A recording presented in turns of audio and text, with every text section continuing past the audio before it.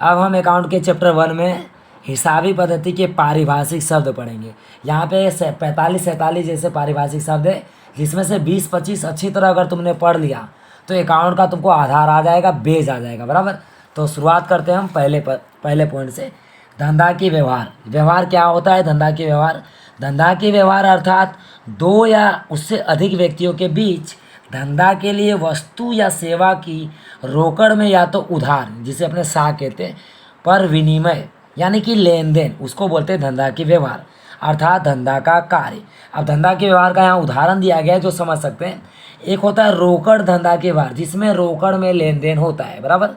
रुपये 5,000 का माल रजनीकांत को, सब लोग जानते हो रजनीकांत जो अपना एक्टर है, बराबर, हीरो, रजनीकांत को रोकड़ से बेचा है, बराबर। हीरो को तो नहीं बेचा है, ये कोई व्यक्ति है, बराबर ना। यह धंधा का एक कार्य हो गया, यानी ये धंधा के व्यवहार हो गया जो अपने रोकड़ से बेच रहे हैं, इसलिए क्या हो गया? रोकड़ धंधा की व्यवहार, बराबर। तो जिसमें रजनीकांत अन्य व्यक्ति है जिसे हमने माल बेचा, माल एक वस्तु है जिसका हम व्यवसाय कर रहे हैं। रुपये 5,000 उसका आर्थिक मूल्य है जो तुरंत हमको मिलता है। माल के विनिमय में द्रव्य का विनिमय होता है, मतलब माल हम दे रहे हैं और रुपए ले रहे हैं, ठीक है। दूसरा है उधार धंधा की व्यवहार। इसमें व्यवहार वैसा ही है, लेकिन यहाँ तत्काल रुपए अपने को मिलते नहीं है, कुछ दिनों के बाद मिलते हैं। रुपये 5,000 का माल अभी भी हम रजनीकांत को ही बेच रहे हैं, रजनीकांत को 10 दिन में रकम चुकाने की शर्त पर उधार पर बेचा, ठीक है। तो व्यवहार वही है, लेकिन यहाँ पे उधार बेचा है, ये भी धंधा की व्यवहार ही हुआ। रजनीकांत यहाँ भी अन्य व्यक्ति है, माल यहाँ भी एक वस्तु है, रुपये 5,000 उसका आर्थिक मूल्य है, परंतु यह रकम 10 दिन के बाद में मिलेगी, ठीक है, अभी नहीं मिलेगी। माल के विनिमय के बदले में रकम भविष्य में मिलेगी, इसकी रजनीकांत ने हमको गारंटी दी है, ठीक है, हम देंगे ऐसा, बराबर। तो ये क्या हो गया? उधार धंधा की व्यवहार हो गया। तो धंधा के व्यवहार में दो तरह के व्यवहार दिखते हैं, ठीक है। अब आता है बनाव या तो घटना। बनाव का मतलब होता है जो हम माल बेचते हैं, खरीदते हैं, जो हम पढ़ भी चुके हैं पिछले वीडियो में, उसमें से कितना हमको मुनाफा होता है, लाभ, वो पूरे को हम एक बनाव कहते हैं। बनाव को घटना के स्वरूप में पहचाना जाता है। घटना अर्थात के व्यवहार में से उद्भव हुई परिस्थिति अथवा तो परिणाम, यानी जो काम हमने किया उसमें से जो हमको परिणाम मिला है उसे हम बनाव कहते हैं, ठीक है। इसका भी एक उदाहरण देखेंगे। मानव के ऊपर के उदाहरण में रजनीकांत को बेचा गया जो माल हमने 5,000 में बेचा, उसको हमने 3,000 में खरीदा था। 500 रुपये उसके मजदूरी के थे, यानी उसका लागत कितना हुआ? 3,000 प्लस 500, 3,500 रुपये लागत हुए, जिसको हमने 5,000 में बेचा था। बेचा है 5,000 में, उसका लागत कितना हुआ? 3,500। 5,000 में 3,500 जब माइनस करोगे तो कितना आएगा? 1,500, जो हमारा नफ़ा होगा, बराबर। तो इस तरह का एक बनाव बनता है, इसे हम बनाव कहते हैं, ठीक है। जितना लाभ हुआ या हानि भी हो सकती है, अक्सर लाभ होती है, क्योंकि जो भी व्यवसाय करते हैं वो लाभ के उद्देश्य से करते हैं, ठीक है ना। बीए में तुम पढ़ोगे सब। अब अगला जो टॉपिक है, सबसे मेन टॉपिक है, बहुत खास टॉपिक है, क्योंकि कोई भी व्यवसाय चालू करने के लिए हमारे पास पूंजी होना चाहिए। पूंजी के बिना व्यवसाय चल नहीं सकता है, सबको पता होगा। पूंजी का मतलब क्या होता है? बहुत ही आसान है।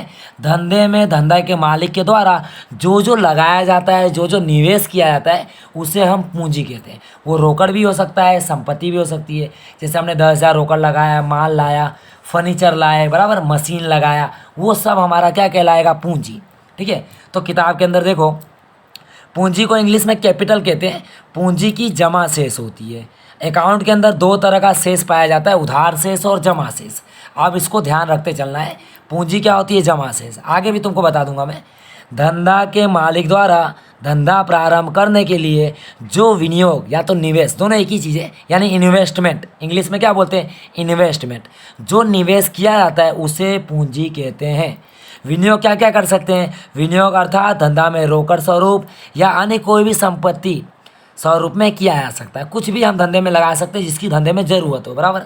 जैसे कि मालिक है, उदाहरण के तौर पे मालिक ने 10,000 नगद लगाया, 6,000 का फर्नीचर, 8,000 का माल, जिसका वो व्यवसाय करा, मान लो कपड़े का व्यापारी है तो 8,000 का उसने कपड़ा लाया, या स्टेशनरी का तो स्टेशनरी लाया, बराबर। 8,000 का माल लाकर धंधा प्रारंभ करता है। यहाँ मालिक की पूंजी 10,000, 6,000 प्लस 8,000 मिलाकर 24,000 की पूंजी गिनी जाएगी, ठीक है। ये हो गई उनकी पूंजी, जो कि जमा शेष दर्शाती है। अब हम पूंजी के आगे पढ़ेंगे कि पूंजी किस किस तरह की होती है, क्योंकि यहाँ व्यापार एक तरह का नहीं है, व्यापार भी 3 स्वरूप में होता है। व्यापार के भी यहाँ पे 3 स्वरूप है। पहला स्वरूप है एकाकी व्यापार, दूसरा स्वरूप है साझेदारी पेढ़ी, और तीसरा सबसे बड़ा स्वरूप है कंपनी, ठीक है, तुम सब जानते हो कंपनी के बारे में। कंपनी क्या होती है, बहुत बड़ी होती है। कंपनी के अंदर सुई से लेके बड़ी बड़ी चीज़ें बनाई जाती है, बराबर।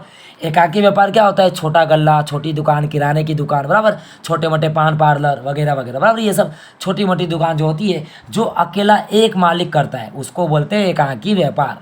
और व्यक्तिगत मालिकी भी बोल सकते हैं। एकाकी व्यापार के लिए पूंजी शब्द का प्रयोग किया जाता है, जो मालिक खुद ही लगाता है, बराबर। अब दूसरा होता है साझेदारी पेढ़ी। साझेदारी पेढ़ी का मतलब क्या है, पार्टनरशिप, जिसके अंदर कम से कम 2 व्यक्ति होते हैं जो साझेदारी में काम करते हैं, बराबर।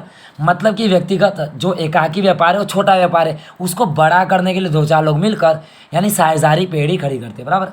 साझेदारी पेढ़ी में कम से कम 2 लोग होते हैं, अधिक से अधिक 50 भी हो सकते हैं, 100 भी। साझेदारों, इसमें जो साझेदार जो लगते हैं, जो जुड़ते हैं, साझेदारों की पूंजी शब्द का प्रयोग किया जाता है, जो साझेदार देते हैं। साझेदार का मतलब होता है पार्टनर, बराबर। अब आता है कंपनी।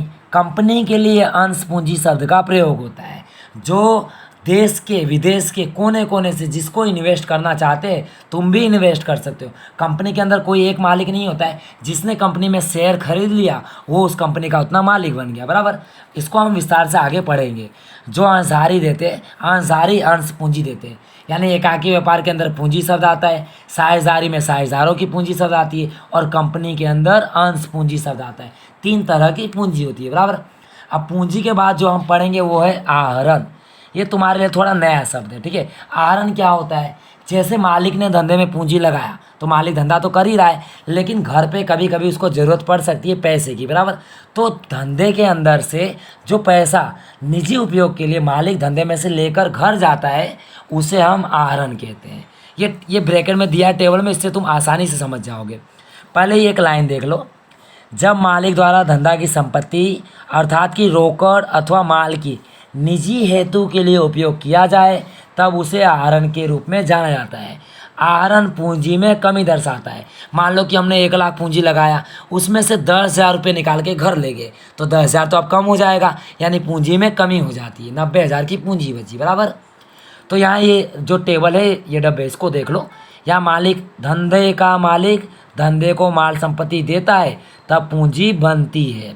और धंधे का मालिक धंधे की माल संपत्ति जब निजी उपयोग के लिए लेता है, तब आहरण बनता है। यानी पूंजी से उल्टा होता है। पूंजी की जमा शेष होती है, तो आहरण की उधार शेष होती है, ठीक है। अब इसके बाद हम अगले वीडियो में पढ़ेंगे।